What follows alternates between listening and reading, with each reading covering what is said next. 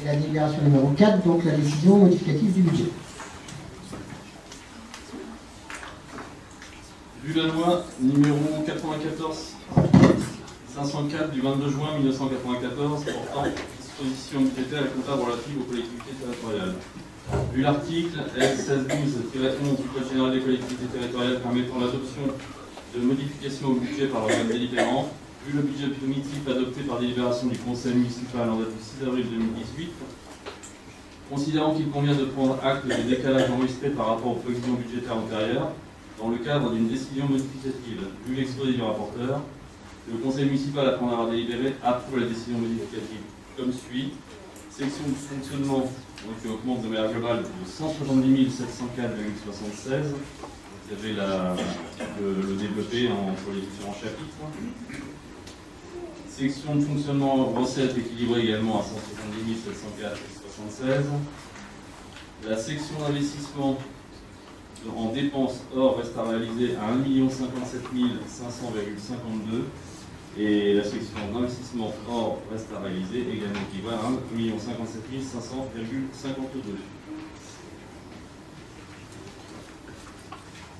Vous avez dans le document que vous avez pu donner le détail de ces chiffres.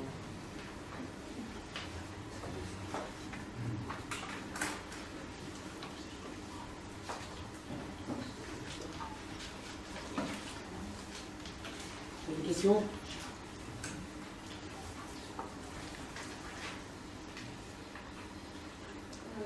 Oui, nous avons plusieurs questions concernant les évolutions. Alors, dans le budget de fonctionnement aux dépenses, nous aurions aimé connaître certaines évolutions que vous avez budgétées, notamment en ce qui concerne fêtes et cérémonies, où on voit une augmentation de 4 600, et puis l'apparition d'une nouvelle ligne qui s'appelle réception, pour à peu près le même montant, 4 700. C'est une évolution, voilà, et pourquoi? Je me doutais que vous alliez poser la question. Donc, fêtes et cérémonies, ça augmente parce que la manifestation qui existe depuis de nombreuses années, à savoir le feu d'artifice, passait antérieurement dans le 611, et cette année, à la demande de la trésorerie, nous avons demandé de passer en 62,32. Ça fait que cette ligne augmente. Mais quand on sait que le feu d'artifice, 10 000 €, en fait, la ligne diminue. Vous faites la différence. Et concernant les réceptions, si vous n'êtes pas sans savoir qu'il y a un pôle culturel qui a été construit, nous avons donc des frais de SACEN, de la taxe billettique qui va venir se greffer là-dessus, et ça rentre dans ce compte réception.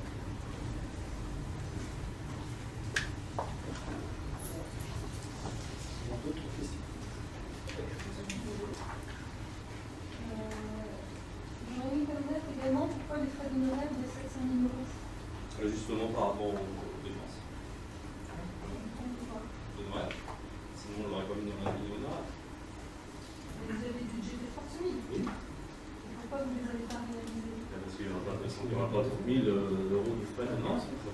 Est-ce qu'il y a besoin qu'on rappelle ce que c'est qu'un budget prévisionnel? Ce sont de prévisions de dépenses. Ça ne veut pas dire que systématiquement ça va être dépensé. Voilà. Une décision modificative, c'est fait pour modifier, c'est fait pour ajuster en fonction de ce qu'il y a besoin. Si vous avez fait le calcul, les 170 000, ça représente 1,3% du budget primitif. Je pense qu'on n'est pas trop mal en matière de prévision. Non, la partition n'est pas forcément. D'autres questions?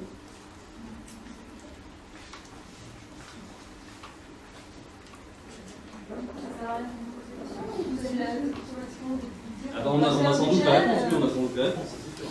Moi j'avais une question notamment concernant les charges de personnel. On voit une augmentation de rémunération de 77 000 € et une baisse des emplois jeunes et des emplois d'avenir. Cette augmentation des 77 000 € de rémunération, est-ce qu'il y a des augmentations individuelles, des promotions, et il y a des recrutements? Et notamment des emplois d'avenir qui ont été stérilisés. C'est le cas suivant, puisqu'effectivement les contrats emploi d'avenir n'existent plus. Il n'y a plus de renouvellement possible, mis à part ceux qui sont encore en cours d'exécution jusqu'à 2019 pour certains. Je parle plus tard, ça doit être septembre 2019. Donc comme c'est les agents qui sont en poste actuellement, on les rebascule sur un contrat de droit public. Donc du coup c'est la répercussion qu'il y a eu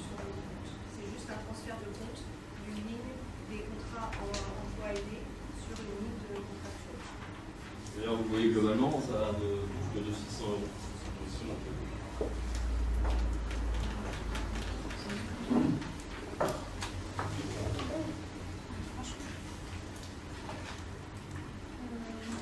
Ensuite, une question concernant la section d'investissement des dépenses. J'ai une question concernant le coût culturel. Pourquoi est-ce que ça augmente de 180 000 € par rapport à ce que vous aviez prévu? Et ben, tout simplement parce que vous avez expliqué qu'il y avait de l'aménagement à terminer et vous avez donné le chiffre à la fin, je pense. Vous avez le numéro de page?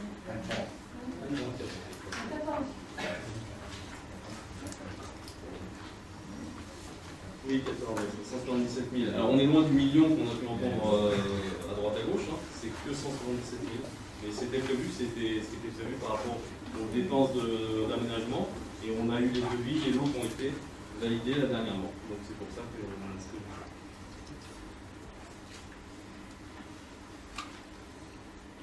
J'ai une question sur la même page.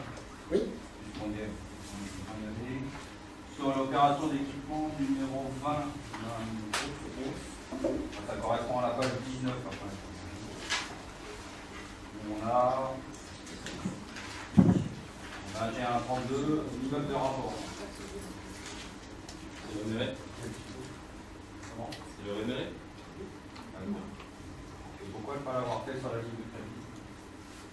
Là, on est sur la dépense. Hein. Le crédit, on l'aura dans les recettes.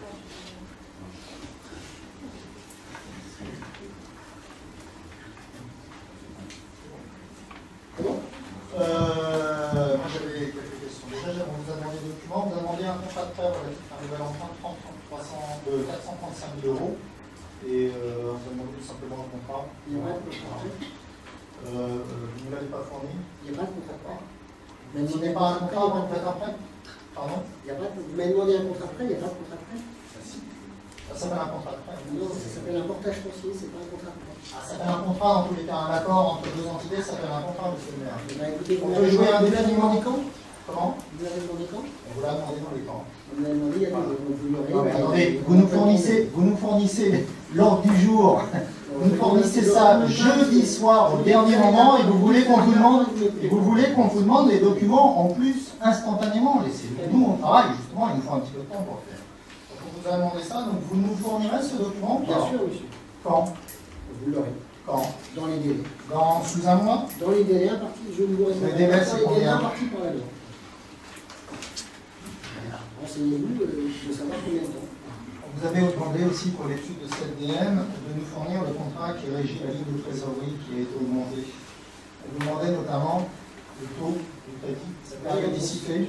Vous pouvez le regarder quand vous aurez le document. Quand est-ce qu'on l'aura? Vous l'aurez. Quand? Quand vous l'aurez. On vous a demandé un état précis des sommes en attente de versement, des sommes relatives aux subventions.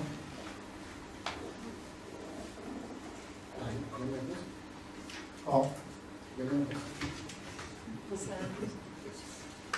On vous a demandé les tableaux d'amortissement relatifs aux différents crédits.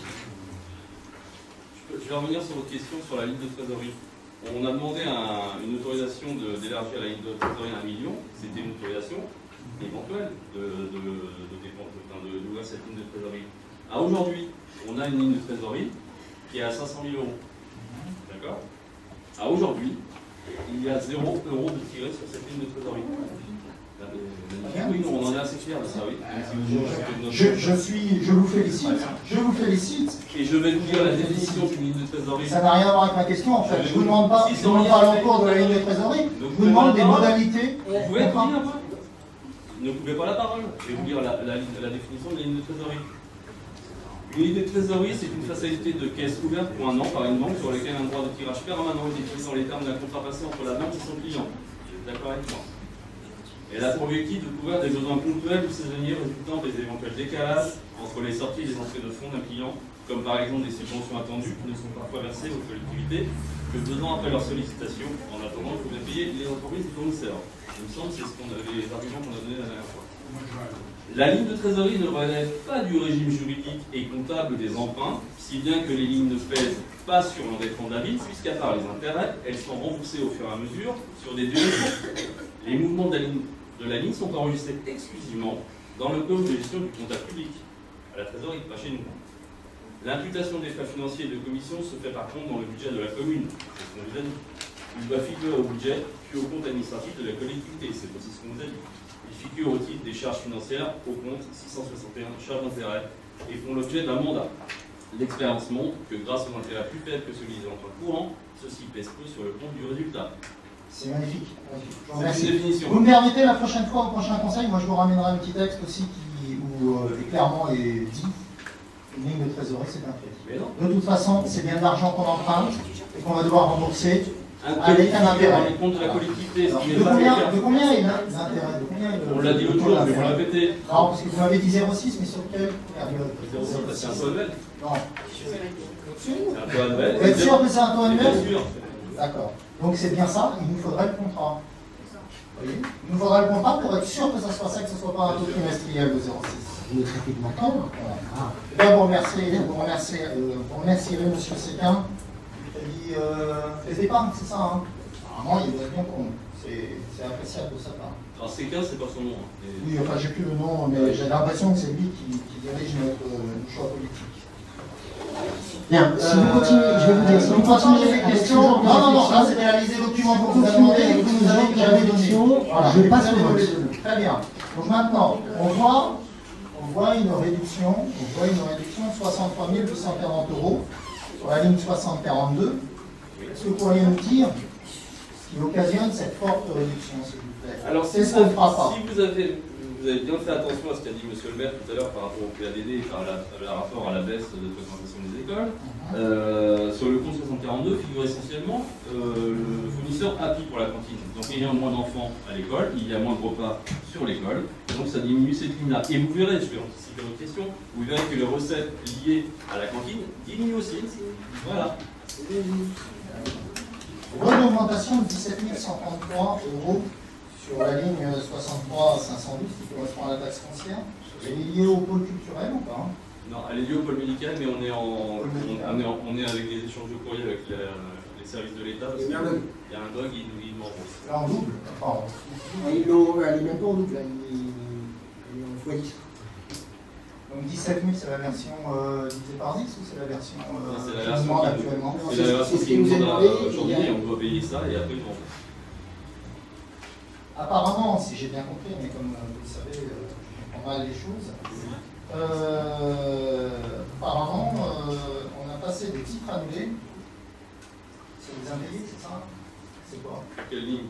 Il y a une bascule de la ligne 673 à 6541.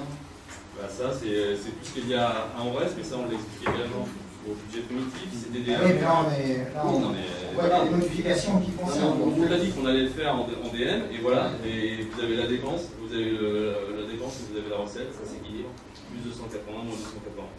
C'était un ajout d'écriture, mais qui est lié au problème. Et la hausse des remboursements sur rémunération du personnel, ça correspond à quoi? En base de 65 000 € à 90 000 €. C'est les maladies longue durée, les arrêts. C'est ça, c'est cette ligne en fait, d'accord, qui nous rembourse les jours de précarité ou des choses comme ça, c'est ça? Non, les longues maladies. Les longues maladies. Les longues maladies, alors. Les congés longues maladies. Ça veut dire qu'il y en a plus ou ça veut dire que ça veut dire quoi en fait? Les maladies de longue durée, malheureusement. C'est ça. Ça veut dire que malheureusement les agents sont un peu plus en longue maladie.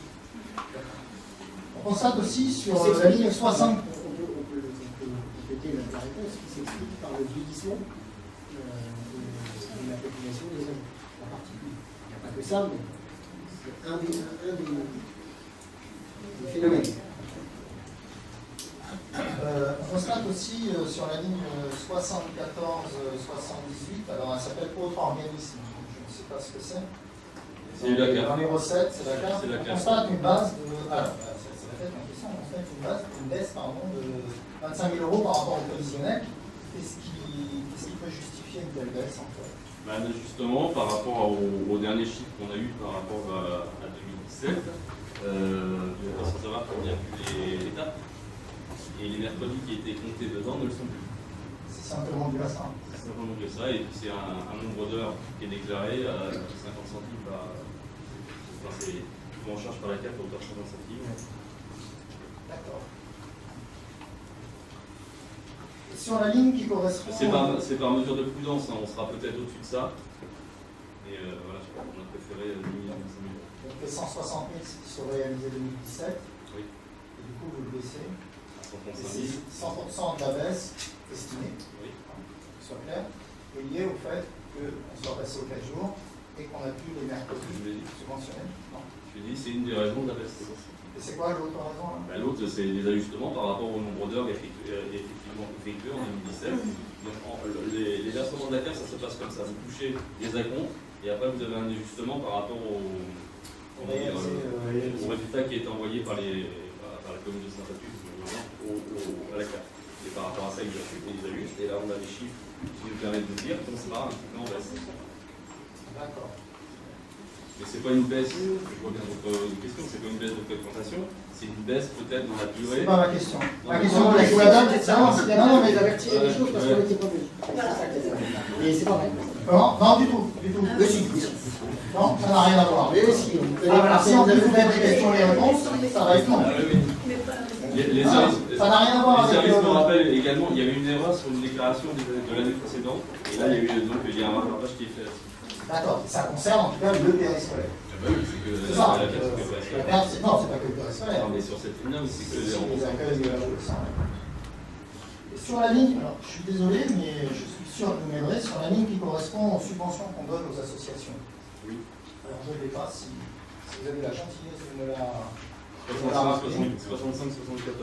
65-74, voilà. Là, j'ai été étonné parce que je n'ai pas vu de hausse en fait.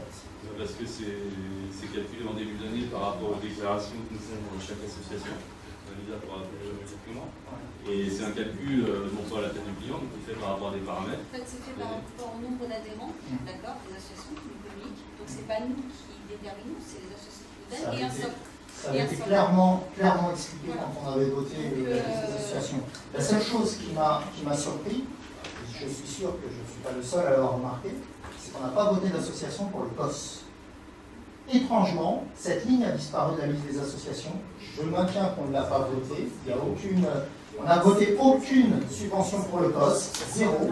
Et Lisa qui nous avait fait la liste des subventions qui ne seraient plus, des associations qui n'auraient plus de subventions entre 2017 et 2018, nous avait fait une description, je crois qu'il y en avait 4. Je l'ai plus vraiment de mémoire, hein, j'ai plus toutes les associations en tête. Mais le COS a disparu des subventions qu'on donne à la ville. Le COS, quand même, le comité des aides sociales, celui qui fait l'arbre de Noël des enfants, celui qui fait les chèques spectacles, et celui qui remercie un peu le personnel de la ville. Donc, est-ce que c'est un simple oubli? Et là, franchement, il n'y a pas de problème, c'est un simple oubli, ça arrive à tout le monde. Ou est-ce que c'est un choix politique? C'est pas un oubli, donc on va verser 0 € de subvention au COS cette année. C'est pas ce qu'on dit, mais arrêtez. Alors c'est quoi? Parce qu'on n'a rien voté en l'occurrence. Si, c'était dans le budget global des 60 000. Il y a la partie spéciale. Les subventions au COS, on les a votées. On les a votées sur un tableau. On va arrêter de tourner autour du pot. Pour l'instant, la subvention n'a pas été, elle a été votée. Elle n'a pas encore été versée. Elle a été votée. Vous vérifierez. Non. Alors là, vous vérifierez, elle a été votée. Pas dans la liste des subventions. Un monsieur le maire ne peut pas mentir quand même.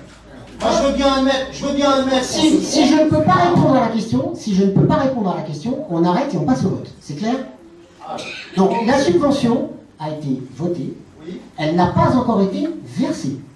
Pourquoi n'a-t-elle pas encore été versée? Parce que nous ne pouvons pas juridiquement pour l'instant la voter, la verser. Voilà. Je vais vous expliquer pourquoi. Parce que nous demandons aux associations d'être en conformité avec la loi et la règle qui veut qu'on ait un bureau qui soit au complet, un bureau exécutif de l'association suivant les statuts de l'association qui détermine dans ses statuts le nombre de personnes dans le bureau, de façon à ce qu'il puisse y avoir une assemblée générale avec un PV d'assemblée générale saisi en préfecture. Ce qui n'est pas le cas pour l'instant. Ce qui veut dire que, n'ayant pas ce PV pour l'instant, nous ne pouvons pas, juridiquement et légalement, verser la subvention. Mais je maintiens mes dires, et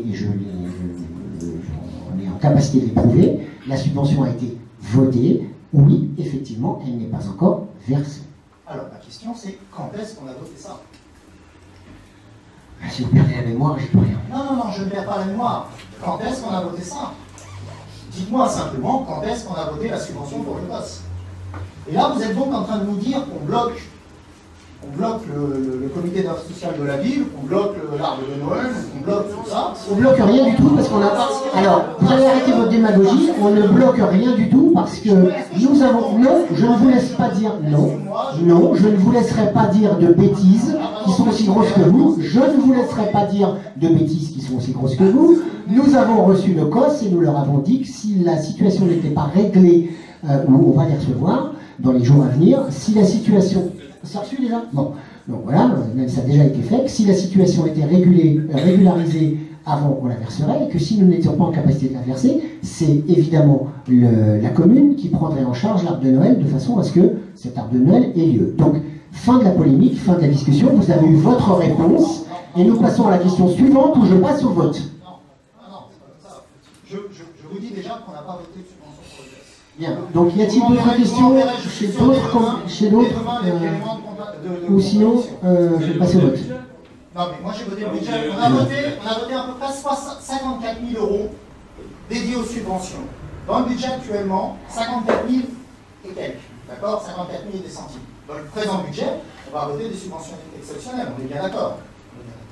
Le COS, la subvention qu'on verse au COS depuis quelques années, je pense, c'est 6 000 €. Donc si je fais la somme de ce qu'on a voté plus 6 000 €, on dépasse 60 000 €. Je suis sûr que vous le savez, je suis sûr que ce n'est pas une erreur. D'accord? Quand vous avez mis le budget, vous avez mis 60 000 € parce que c'était 54 000 € plus les subventions exceptionnelles qu'on pourrait être amené à verser. C'est exactement comme ça. Ils sont quantifiés les subventions exceptionnelles dedans.